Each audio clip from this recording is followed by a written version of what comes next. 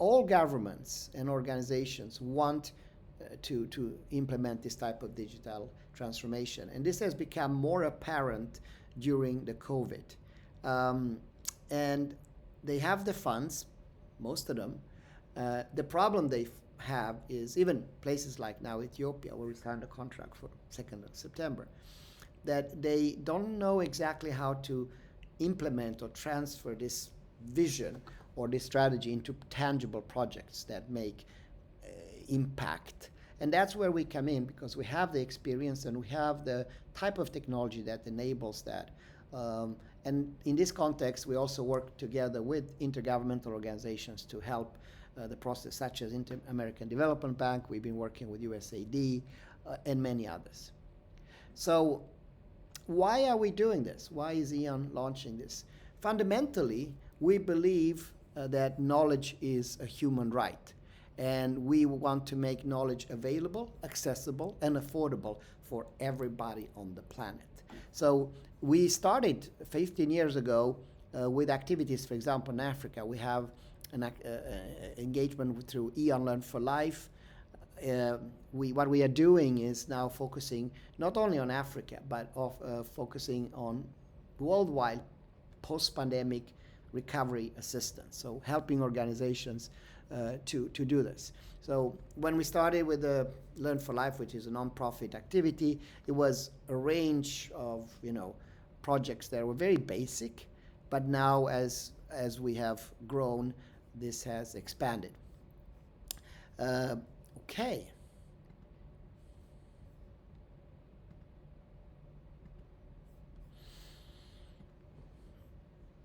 So that's one. The other thing, a realization that, to build a knowledge metaverse, although we have 42 million people download our viewer in many countries, nothing that one organization can do.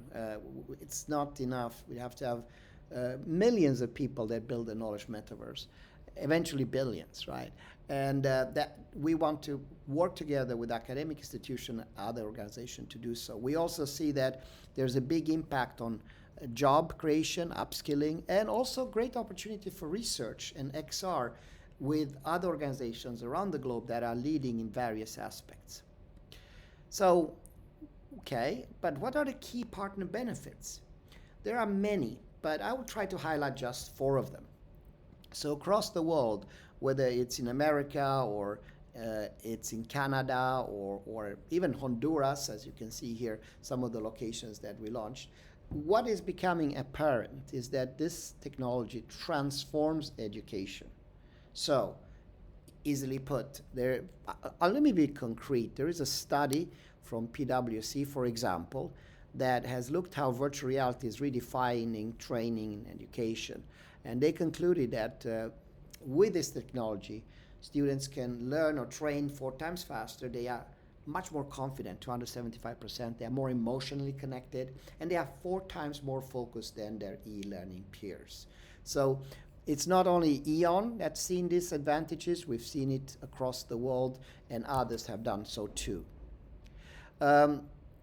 The other thing is, which became more apparent during the COVID, is that if you compare organizations that have used traditional technology like Zoom and e-learning versus organizations that use XR, for example with EON, we see a big difference.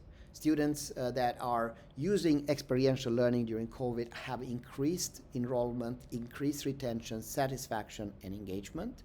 And the ones that have not have actually plummeted their student enrollment, retention, and satisfaction. So it's evident that this is a technology that's a must-have solution, not something just for the future. A third reason is that most academic institutions, organizations, and governments want to build their own intellectual property, their own digital assets that are protected, owned, and by them 100%. And we are helping them to do so. We are now implementing blockchain technology, NFT, non-fungible tokens, to help preserve their intellectual property and copyrights. Last but not least, as I mentioned earlier, we have a marketplace. 42 million people have downloaded our viewer over time, and that's an opportunity for students and also teachers and organizations large to monetize their creations. And this is a global phenomena happening right now in places like Indonesia, like we see here, West Indies, or anywhere else.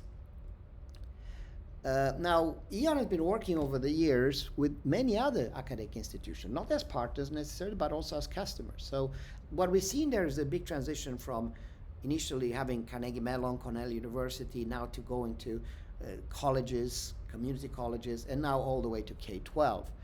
We also see a big reduction in training costs for corporations. So service technician training, operator training. We've seen reductions between 63 all the way to 92% in cost reductions. And obviously, as we look at this, we also have historically and also in the future tend to work with academic institutions and industries. So here are some of our industrial customers over the years, and we see that market growing for them. In the industry sector, we see also an increase in productivity. 34%, for example, Boeing, there's a study for their productivity increase using XR technology. Okay, so now let's go to the grants. So we have grants. They range from $5 million all the way to $150 million, depending on the size. Now, what exactly are we providing? So this is not a cash grant, just to be clear.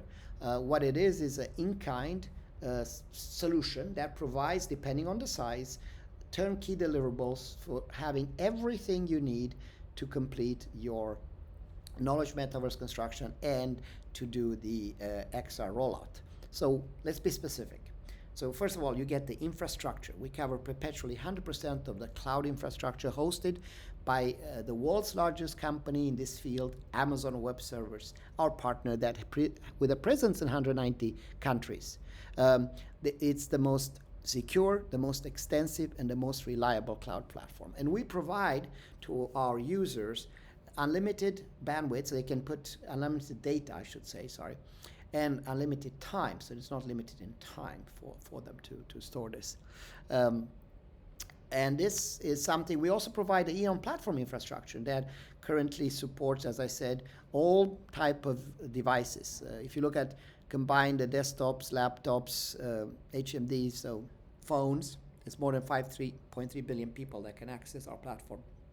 We also provide 30 plus advanced devices, the types like Microsoft HoloLens, Facebook, Meta, I should say, Oculus, Apple, ARKit, Magic Leap, Vuzix, etc. So that's the infrastructure we need. Then we provide a platform. We talked about that earlier. So it's EON XR, the no-code creation tool. It's Merge XR, the digital twin creation. It's the spatial meetings that allows you to teleport yourself to real time, real place. All licenses are perpetually for usage of created XR experiences. And we also provide options to cover up to, depending on a package, a lot of the creation licenses also in the future. Hardware, we do provide hardware. Now keep in mind, most people today are using what they have in the pocket. The 5.3 billion people that have mobile phones. So you already have a lot of the hardware required. Vast majority of the students are using that. And of course, existing laptops, desktops, etc. But we do provide, for example, 300 Humidos, which is a little device that you attach to your phone to see virtual reality. We provide 3D scanner, projector, 360 camera, Apple device, Oculus, Magic Leap, and all this stays perpetually with you as the partner. Now, last but not least, we provide the know-how and resources. So we cover, in addition, 100% of the cost, and this is actually not even counted in the grant, required for the implementation, including self-directed learning program, LMS integration, it's all covered, needs assessment, certification of faculty, certification of students, and many more. So how do we implement this? How does it work? So the first thing is to do introduction, what we're doing now, and understand more about this program and answer some of your basic questions to gauge your interest to apply. Now, if you decide to apply for the grant, then there's a submission online, and I'll walk you through the three major grant application in a second.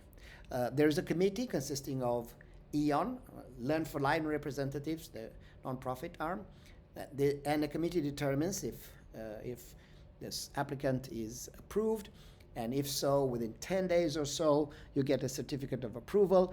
and there you get the amount of the grant that has been approved based on the merits of your application. After that, once you have the certificate, which is valid for everywhere between low end 30 up to 60 days, depending on the size, you can then do a proper due diligence. We do a proper due diligence, so you do the same. And during that period, we do a deep dive, understand the product, understand the legal, technical, and other implications, sustainability implication. With that comes also an offer letter. That's the binding document that enables you to, spells out all the details of the grant, all the terms and conditions. And then once you review that and decide to accept the offer letter by signing the offer letter, and we countersign it to the committee, then we are together. Then the grant is released, we start to ship the equipment, the software, everything to roll it out, and implement. So that's the process. Now, I will not go into today in details around the implementation. That's in itself a whole session. We also have something called Metaverse Academy. Just a quick description of that. It's to build a knowledge metaverse. We have something called academic ROI, which means that we work together. We have people employed for EON that are grant specialists, and all they do is to look for additional grants to expand the program. Now, let me share a concrete study. This is with a European university called University of Business and Technology. We started with them in the midst of the pandemic.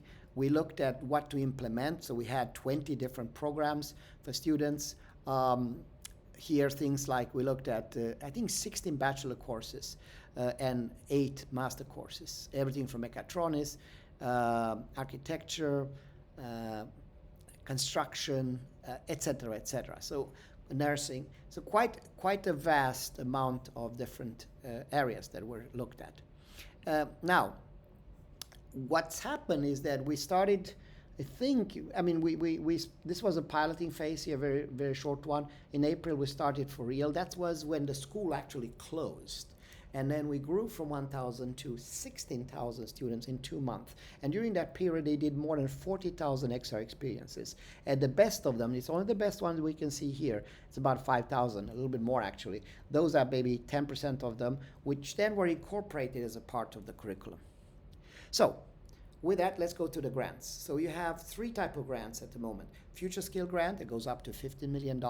Research Grant Program, that goes up to $15 million also. Knowledge Metaverse, which is more aiming at governments and nation, that goes up to 150. The comment for them is that EON provides most of the funding for this, if not all the funding. In fact, we do provide, between us and the nonprofit and help organization, most of them. The only thing you have to cover is a grant guarantee fee, and I'll come back to that. But so let's look through this quickly. So the first one, the Future Skills Grant, is mainly focused on, as the name implies, training future skills. So for K-12 all the way up to actually college, community college, technical vocational training, etc. The purpose is post-pandemic recovery and deployment at scale. This is not a grant for 100 or 200 students. This is a campus-wide rollout. Workforce development, localized content creation. We cover the cost for up to 5,000 students, 750, and all the relevant equipment as I described before. The cost for the academic institution is a one-time grant guarantee fee of 1.6%, 1.67. So that depends on the size of the grant, from 5 to 15 million. So why the grant guarantee fee? It's a way for us, because this grant doesn't have a clawback. So once we deliver, we can't take anything back. There's no penalties. We have to make sure that you as an organization have skin in the game and are committed. And there's no guarantee actually, but at least knowing that you spend, even if it's a small amount of funding, that helps. That's a requirement actually from the donors and also from the EON Learn for Life, that we actually know that you are committed. So that's the amount there. Now, the way you fill in those grants, you can see it here. There's a list, and you can apply. You can put your organization name. It's a fairly easy grant. It doesn't take a lot of time to fill in. A lot of questions are multiple choices. So, and then once you've done it, you just submit. The research grant is very similar, but aiming more of, let's say, higher education. It's the same amount of students, it's the same amount with respect to grant amounts. This one has also a research component. So in this grant, we're looking at collaborating for additional grants beyond this in research areas that you are interested in, such as digital twin technology, safety and security warning systems, AI-based solutions, building the knowledge metaverse, etc. So, or other topics that you are interested in. And last but not least, here is the one that I'm focusing most on at the moment, which is government-related activities. So this is regional rollouts all the way to national rollouts. The purpose with this grant is to make sure that we do help governments to do a resilient post-pandemic recovery within academy. Eligibility, I'm not going to go through the details. All I'm saying that the lowest level is, like you saw in Morocco, is around 27, 28 million. We aim now to go to, with most of them, to 142 to 150 million dollars. And you have an application in the same way.